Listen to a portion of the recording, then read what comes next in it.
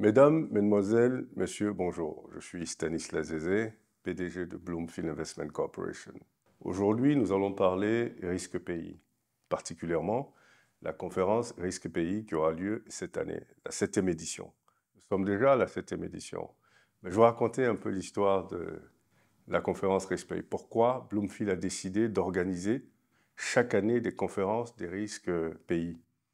Alors, cette idée est venue du constat que j'ai fait quand j'étais à la Banque mondiale et dans d'autres structures à l'extérieur de la Côte d'Ivoire, de la mauvaise perception, ou du moins la perception biaisée que les investisseurs étrangers avaient vis-à-vis de l'Afrique. Pourquoi ils avaient cette perception? Parce qu'ils ne connaissent pas bien l'Afrique, parce qu'en réalité, ils ont déjà des idées préconçues.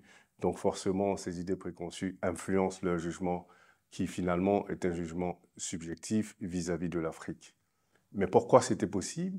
C'était possible parce que les Africains n'avaient pas leur propre narrative sur le risque contextuel dans leur environnement.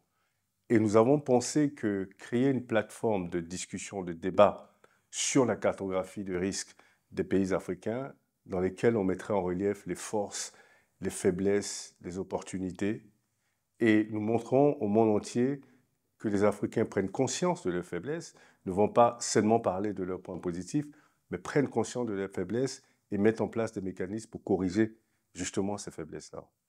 Et aujourd'hui, nous nous rendons compte que c'est une plateforme qui est devenue une plateforme extrêmement puissante, extrêmement importante. Chaque année, nous recevons au moins 500 personnalités comme participants, donc du secteur public, privé, la diplomatie, les chercheurs, les chefs d'entreprise, les capitaines d'entreprise. Et nous laissons aussi, bien sûr, la place aux jeunes avec des étudiants et des jeunes cadres.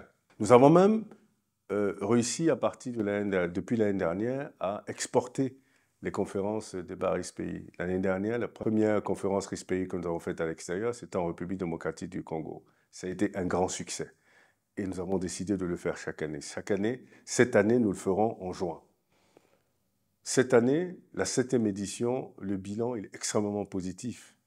Cette année, je me rends compte de l'impact extrêmement puissant de ces conférences débat risque pays. Cette année, nous allons aborder des sujets importants, aussi importants que ceux abordés les années précédentes. Cette année, nous allons parler de la décentralisation économique, qui pour moi, dans ce pays, est extrêmement important quand vous savez que près de 80% de l'activité économique est concentrée sur la capitale Abidjan, qui devient conjectionnée.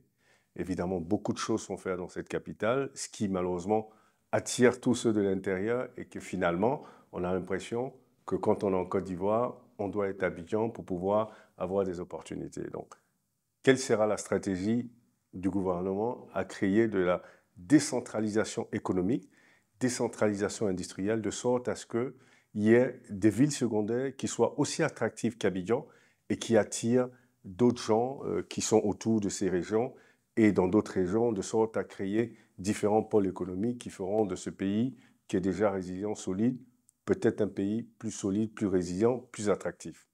Nous allons parler aussi de l'économie culturelle, qui est finalement peut-être le parent pauvre de l'économie parce qu'on n'en parle jamais. Pourtant, les pays africains sont des pays extrêmement riches en culture. Il est important de mettre en place un modèle économique pour la culture, ce qui engendrait d'énormes revenus pour les pays africains. Et pour nous, c'est extrêmement important d'en parler. L'éducation. Évidemment, dans ce pays, on a bien constaté, nous, en tant qu'analystes, que l'éducation a subi si vous voulez, beaucoup de difficultés, ou du moins montre bien que le modèle utilisé est à bout de souffle. Aujourd'hui, comment réinventer cette éducation nationale pour revenir à cette éducation qui était très forte? La Côte d'Ivoire était un peu le fleuron de l'éducation, de la recherche. Comment revenir à ça? Ou alors, comment adapter un nouveau modèle politique à un nouvel environnement? C'est vraiment de ça qu'il s'agit.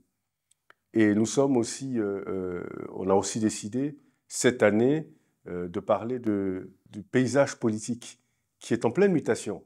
Vous avez des alliances, des désalliances, Vous avez également de nouveaux partis qui se créent. Qu'est-ce que tout ça, en réalité, apporte à la stabilité sociopolitique de ce pays? Donc, c'est un élément sur lequel nous voulons vraiment faire un zoom. Et nous allons faire un zoom aujourd'hui avec, cette année avec des acteurs pertinents de cet environnement sociopolitique-là. Alors, cette année, l'événement aura lieu le 4 mai au Sofitel Hôtel Ivoire dans la salle de fête. Et pour participer, il faut s'inscrire. Nous avons une liste de personnes que nous invitons systématiquement chaque année, mais il y a aussi une partie qui s'inscrit pour participer. La participation est gratuite, sur invitation et sur inscription.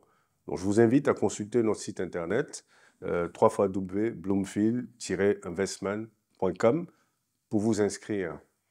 Et je vous donne rendez-vous donc le 4 mai au Sofitel Hôtel Ivoire pour débattre de la cartographie du risque de la Côte d'Ivoire. Je crois qu'aujourd'hui, les enjeux sont extrêmement intéressants. La Côte d'Ivoire est en année électorale, donc évidemment, on se pose des questions, on fait le bilan, et ce serait l'opportunité pour vous de poser des questions à tous ces acteurs du secteur public, du secteur privé, du monde diplomatique, et aussi des institutions internationales, régionales et nationales, pour avoir les réponses à vos questions. C'est votre droit d'avoir des réponses sur justement toutes ces problématiques-là. Donc je vous donne rendez-vous le 4 mai prochain au Sofitel Hôtel Ivoire. D'ici là, je vous souhaite une excellente journée. Peace. Word up.